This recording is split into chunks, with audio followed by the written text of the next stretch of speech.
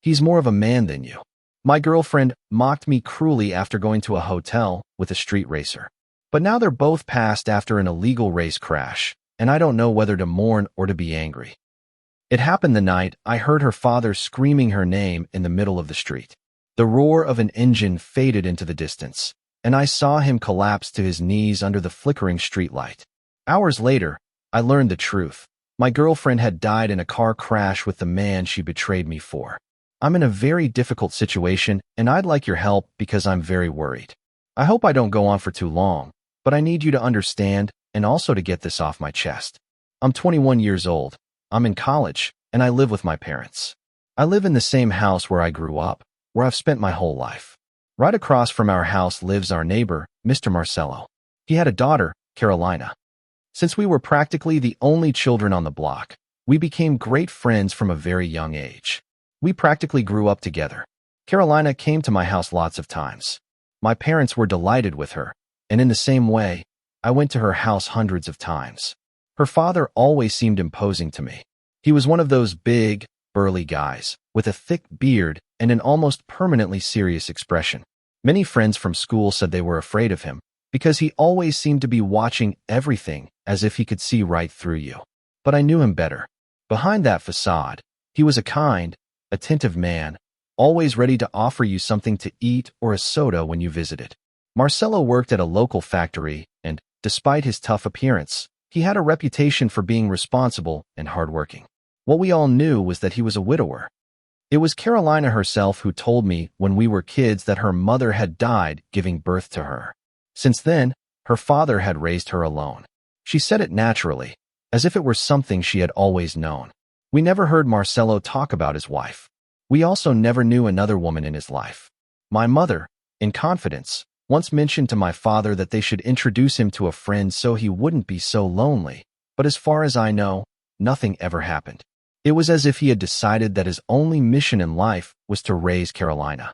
Time passed, and the relationship between Carolina and me changed. By the time we were about 15, we became a couple. There wasn't a specific moment. It was something natural, a lifelong friendship that turned into something more. We had grown up together, we studied together, and now we also shared that part. Her father gave me the talk more than once. It was direct and clear. He told me that he trusted me, that he saw I loved his daughter, but that I shouldn't make a mistake. He would be watching very closely for anything. That if I tried to hurt her or play with her, I would have to answer to him. He didn't say it as a violent threat, but as a warning from a father who had given everything for his daughter. I understood and answered him sincerely. That, far from pushing us apart, ended up strengthening our relationship. Over time, things got even better. When I went to pick up Carolina to go out, Marcello no longer looked at me with suspicion, but with something that resembled pride. For my 18th birthday, he invited me to have a beer with him. That was the moment I felt that our relationship had stopped being one of the girlfriend's father and the boy who dates his daughter and became something closer. He was like a friend, a man who respected me and made me feel like part of his life. There were many occasions when I went to help him with projects at his house. Once, the two of us painted almost the entire house. Carolina cooked for us while we worked, and that day remains in my memory as a perfect picture. The three of us sharing, laughing, feeling that everything was right in the world. I thought those moments would always be repeated, that was the life that awaited us in the future. My relationship with Carolina was good. We didn't have big fights or arguments. We both studied at the university, and although the academic load was sometimes heavy, we supported each other a lot. Everything seemed to be going smoothly. We were young, we were in love, and we shared practically every aspect of our lives. It was then that something happened that I would have never imagined. A friend told us about a car exhibition event. It wasn't illegal racing, but an organized show. Local racers did demonstration laps, controlled drifts with safety measures. It sounded exciting, and since it was official, I agreed to go. I told Carolina, and she agreed to come with me. The event was spectacular. The roar of the cars, the smell of burnt rubber, the maneuvers they did, all of it captivated you. I enjoyed it a lot, but what surprised me was how Carolina experienced it. At first, she was nervous. She even held onto my arm when the cars passed too close, but in the end, she was radiant. She couldn't stop talking about what she had seen, about how impressive the speed and skill of the racers were. We went with a group of friends, including several of Carolina's acquaintances. We all ended up excited, commenting on every maneuver, every car we had liked. I didn't imagine that that day would be the beginning of something that would later get out of control. A few days later, Carolina talked to me about what they called peaks, or street races. She explained that there were groups of people who met at night in remote areas to have clandestine races. She described the atmosphere, comparing it to what you see in movies like The Fast and the Furious, although smaller, because we didn't live in such a big city.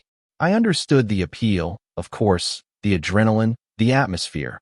All of that sounds exciting, but at the same time, it seemed irresponsible and dangerous to me. It wasn't just risking your life, but also that of anyone who might cross your path. So when Carolina asked if we should go together sometime, I flatly refused. I told her I didn't think it was a good idea, that I didn't want to risk it in something like that. She got upset. The argument wasn't long or serious, but there was an unease in the air. I thought it would end there, that she would eventually understand. Not even a week passed when everything turned upside down. I had returned from the university that day. Carolina had classes until late, and I took the opportunity to work on a project. Since I got home early, I was relaxing at home when Mr. Marcello showed up. He called me from the sidewalk with an expression I had never seen on him. He was furious. He came into my house and told me he needed to talk to me about something serious. He stared at me with his eyes burning with anger. He told me that he had always trusted me, that he considered me a decent young man, and that he even understood that Carolina and I were no longer children, that he accepted our relationship included intimacy. But what he did not accept was me taking her out secretly in the middle of the night, as if I had to hide it. His words left me frozen. He was accusing me of something I didn't understand. I hadn't taken Carolina anywhere that night. I asked him what he meant, getting more and more nervous. The man got even angrier. He told me not to disappoint him, that the previous night, around 3 in the morning, he had heard noises, that he got up to check and found Carolina sneaking in through the back door, that when she saw him, she told him she had been with me, that I had taken her out and had just dropped her off. I stood in silence with my heart in my throat. I couldn't believe what I was hearing. He was looking at me with rage, waiting for me to admit it, but I had nothing to confess. I told him the truth. I hadn't been out with Carolina the night before. I hadn't been with her all day, except at the university, and I had no idea she was going out. Mr. Marcello listened to me in silence. For a moment, I thought he was going to explode. He just held my gaze, clenching his jaw without saying a word. I didn't know what else to add. After the conversation with Mr. Marcello, he went back to his house, and I was left with my head in a mess. I was angry, confused, and all I wanted was to understand what was happening. I sat at my desk intending to work on my university assignments, but I was unable to concentrate. Every time I tried to read, the image of Carolina sneaking into her house in the middle of the night came to me. I couldn't stop asking myself the same question. Where had Carolina gone the night before that she needed to sneak out? A while later, while trying to distract myself with anything, my cell phone rang. It was Mr. Marcello. His voice sounded tired, but still full of anger. He told me his daughter had arrived, and he wanted me to come to his house so the three of us could talk. When I arrived, they were in the middle of an argument. Carolina's eyes were red and her face was flushed, and when she saw me come in, she got even more nervous. "Okay, I admit it," she said suddenly, as if she wanted it all to end there. "I went out with a friend. We went to see the racers who meet on the coast at night. That's all. We were there for a couple of hours and came back." I looked at her, not understanding. I asked her why she had needed to lie and sneak out if she wasn't doing anything wrong. She immediately got defensive. "Because I asked you and you told me it was very dangerous. You started with your nonsense about it being irresponsible, that I shouldn't do it. My friend wanted to go, so I went with her." Mr. Marcello watched them seriously, with his arms crossed. Carolina ended up crying, asking for forgiveness. She promised him she would never do something like that again. She hugged me in tears, repeating that she was sorry, that she didn't want me to be angry. I wanted to believe her too. In the end, I thought it had been a youthful folly, an impulsive outing, that it would all just be a bad moment. But something inside me was already on alert. I couldn't stop thinking about how easily she had lied to me, and the signs started to appear. Suddenly, Carolina no longer had time to see me. She constantly had to stay late at the university. Although when I asked her what she was doing, she didn't seem so busy. She canceled outings at the last minute, always with some excuse. The way she spoke to me changed. She was more distant, colder. I didn't want to believe the worst, but the seed of distrust was already sown, until one day I decided to check for myself. One afternoon, Carolina told me she was staying at the university, so I went in my car and waited for her outside. I parked where I could see the entrance and only had to wait a few minutes. She came out shortly after. She didn't look tired or loaded down with books, as she had told me. She was standing in front of the door looking at her cell phone as if she were waiting for someone. And suddenly a sports car pulled up next to her. It had stickers on the doors, and the roar of the engine was unmistakable. Carolina got in quickly, almost running. I didn't need an explanation. That was a racer. My heart was pounding, and rage blurred my vision. I started the car and followed him. They didn't go far before stopping in front of a cheap hotel in the area, a motel. I saw her get out, go in with him, and disappear behind the door. I was frozen. I couldn't move. It was as if the world had stopped around me. The girl with whom I had shared my childhood, who had known me since I learned to ride a bike, who had been my first kiss and with whom I had been intimate for the first time, was betraying me with a guy she barely knew, some random street racer. I don't know how I got back to my house that afternoon. All I remember is parking and staying there in silence with my head resting on the steering wheel. I was empty, betrayed, without strength. I stayed there until a couple of hours later I heard a roar that was already familiar to me. The exhaust pipe of that racer's car. He stopped a block from Carolina's house. She got out of the car without even looking toward my side of the street.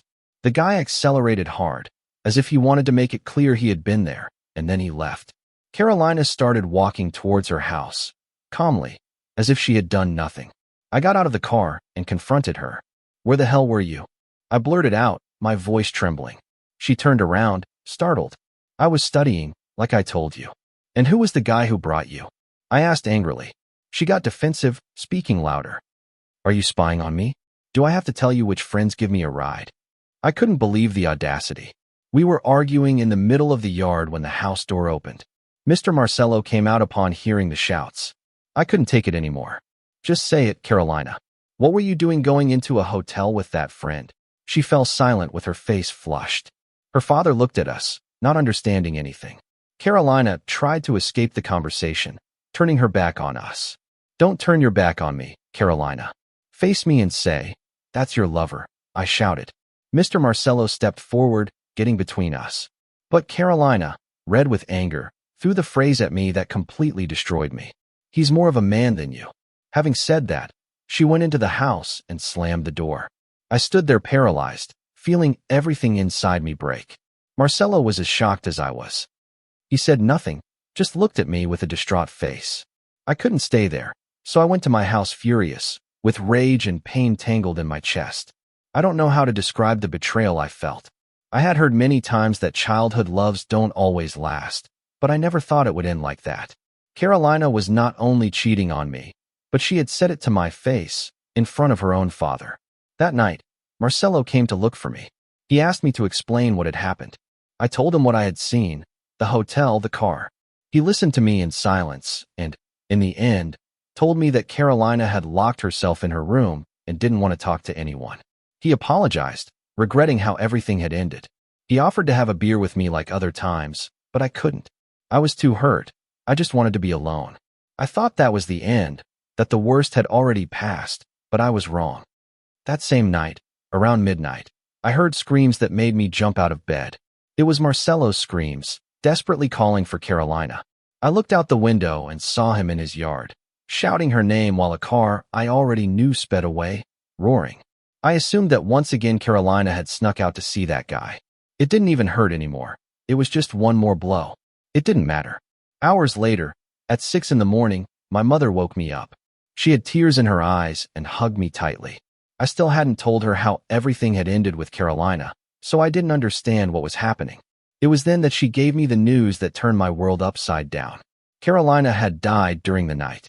Nothing was clear yet, only that the police had arrived in the early morning and that Mr. Marcello had had to go identify the body. A car accident. I still have everything blurry in my mind. I couldn't process it. Just the day before, I had kissed her goodbye in the morning, and that same afternoon we had fought, shouting in the yard. And now they were telling me she was dead. I felt like my head couldn't process it. It was as if everything was happening too fast, as if someone had taken my life and shattered it in an instant. I didn't see Mr. Marcello all day, but when he finally returned to his house, he was a shadow of the man I knew. His eyes were red, his clothes were wrinkled, his face was dull. When I tried to approach him, he collapsed. He couldn't stand. He started to cry and repeat over and over that his daughter was his life. He said that since his wife's death, the only thing that had kept him going was taking care of Carolina, that it had always been his wife's wish, and now he had failed. I was so scared seeing him like that I called my parents. I didn't know what to do. I had never seen a man fall apart like that. It was as if all the strength he always projected, that seriousness that commanded respect, had disappeared from one day to the next. Carolina had no other close relatives. I remember Marcello once mentioned to me that her mother had distanced herself from her own family before getting married, and that after she passed away, there was never any contact with anyone. Maybe there were distant relatives, but at that moment no one else appeared. So it was us, my family and I, who took charge of accompanying him through everything. We helped him with the wake and the funeral. Mr. Marcello was silent throughout the entire process. He didn't speak, he didn't cry in public, he just stood there, rigid, as if he had been emptied. Even when Carolina's friends arrived, crying inconsolably, he said nothing. And when the truth of what happened became public, he became even harder. Carolina had snuck out that night to see her lover again. They had gone racing in the car, lost control on a curve, and hit the guardrail. They both died instantly. It was a brutal blow. The way she died made everything worse, as if Marcello had not only been robbed of his daughter, but also of the confidence that she was not who he thought she was. I could barely stand to hear it because it was like reopening the wound. Almost 4 weeks have passed since the funeral, and the pain is still fresh. But what worries me now is not just my own grief, but Mr. Marcello. For days I didn't see him go out. I thought maybe he needed to be alone, to process things his own way, but one day, returning early from the university, I noticed his car was still parked in the same spot it had been for a while. I went over and knocked on his door. No one opened. I insisted, and looking through one of the windows, I saw him lying on the couch. Scared, I went in through the back door, as I had done so many times as a child when I went to visit Carolina. The place was a disaster. The smell of alcohol was unbearable. There were empty bottles thrown everywhere, plates with rotten food on the table, trash piled up in the corners. Marcello was there, completely drunk, unconscious. I tried to lift him, but he barely reacted. I ended up cleaning up the mess a bit, and when my father arrived, we helped him to his bed. It was a scene that marked me because it was seeing the man who had always seemed so strong turned into a ghost. In the days that followed, the situation didn't change much. He locked himself in his house, refusing to go out. My mother and some neighbors brought him food, but they left it at the door because he didn't want to receive anyone. The only thing he did was drink. When I finally managed to get in one night to see him, I found him semi-conscious. He could barely speak, but when he saw me, he started to cry. Between sobs, he told me he had always thought that Carolina and I would end up married, that one day he would be a grandfather, that this idea had kept him hopeful even in the most difficult times. He confessed that he had dreamed of leaving me the house, the same one where he had married his wife so many years ago, and where he had raised Carolina. He said it was his way of making sure the story continued. Hearing him broke my heart. It was terrible to see how his pain mixed with plans that would never be fulfilled. I'm very worried. I try to talk to him about seeking help, about going to therapy, but he refuses. He says he doesn't need to talk to strangers, that nothing can bring his daughter back. He rejects everything. Sometimes, in his state, he even says that he should have died instead of Carolina. That scares me more than anything. I don't know what to do anymore. I try to be present, to be with him, but I feel it's not enough. I feel that if I leave him alone, he will completely destroy himself. I need to know how to help him because I'm losing hope and I'm afraid of what might happen if he continues like this. Update 1. Many have insisted on knowing what happened to Carolina's father. First, I want to thank you for the advice I received, especially those who recommended I accompany him to a community group for dealing with loss. It wasn't easy, but that idea ended up being key. Convincing him took a long time. For weeks he flatly refused. Every time I mentioned the word therapy or support group, he would shut down completely. He said he didn't want to sit and talk with strangers, that none of that would bring his daughter back. He only agreed to accompany me when I told him that I also felt empty inside and that I didn't feel capable of going alone. I think in the end he didn't do it for himself, but for me. By then, Marcelo was already in a very bad situation. He had lost his job a long time ago. He basically survived on the help of the neighbors. My parents had paid his basic utilities for a few months because he wouldn't even open the bills anymore. I was desperate to find a way for him to stop drinking until he passed out. And that was the argument I used, that I couldn't handle the pain either, that I needed him with me. That's how I got him to agree to go. The group met at the neighborhood community center one night a week. When we arrived, there were about 15 people. We were sitting in a circle, without formalities. There was no therapist leading, just someone who welcomed everyone and opened the space for each person to speak. They were people who had lost spouses, children, siblings, parents. Each person shared what they could or what they wanted to. At first, I thought it would be easier for him because there was no pressure. You could talk or just listen. Eventually, I took the floor. I tried to explain how I felt after Carolina's death. I told them that it had hurt me too much, that I was used to seeing her every day across from my house, and that now her absence weighed on me every time I went out onto the street. I told them how difficult it was to remember the small details and how something minimal could bring back the blow of her absence. Marcelo said nothing in that session, nor in the next 3 that we went to together. But he no longer resisted. He sat in silence and listened to the others. If someone asked him if he wanted to share, he would say no, and no one pressured him. Until one night, unexpectedly, he spoke. That time his voice was broken, but he spoke for several minutes.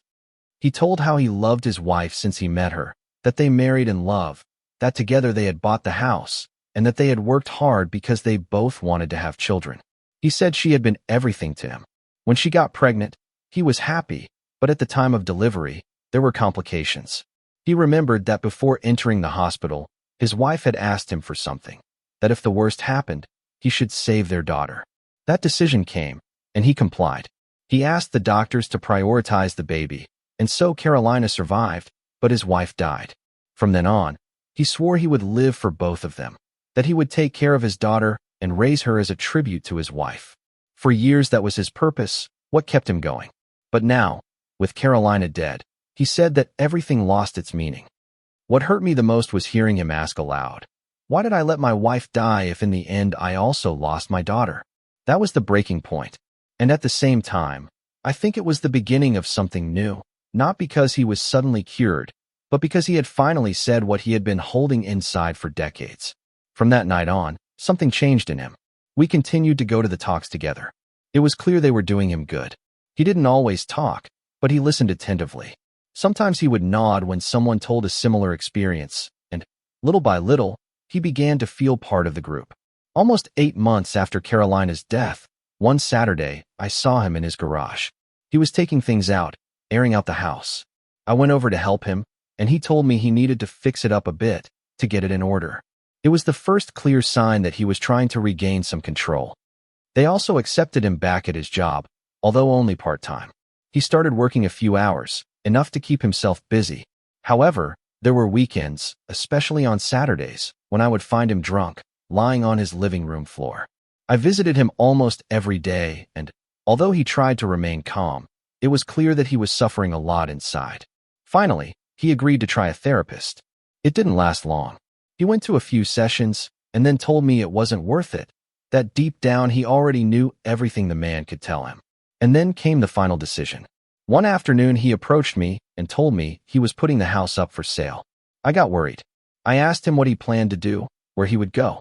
He replied that he had understood that now it was his turn to live for his wife and his daughter, that he couldn't give up, but that he couldn't do it in that house. Every corner reminded him of them. He said it was too difficult, that it was killing him inside. He explained that he had some cousins in another state who would take him in until he found a place of his own, that he would sell the house and leave. He didn't say it with anger or overwhelming sadness. He said it calmly, like a decision made after much thought. 3 weeks later, he was getting his car ready for the trip. He said he had never taken such a long road trip and that he would take it as a kind of personal rediscovery. He hugged me before leaving. He He thanked me for everything and told me that he would have liked nothing more than for me to be his son. I won't deny that I cried at that moment. The neighbors and my parents said goodbye to him too. We watched him drive down the street until he disappeared. It was strange. It was like closing a chapter abruptly. The house was left empty, and although a few days later there were already people interested in buying it, I still felt that something in my life had broken. Now, when I wake up and look out the window, I see the empty house. Sometimes people come to see it, and I suppose we will soon have new neighbors. But I'm also thinking of leaving. I have little left to finish university, and I think it's time to look for a place for myself, far from so many memories. Carolina's father has not been in contact with anyone, at least as far as I know, and I can only hope that he can move on with his life.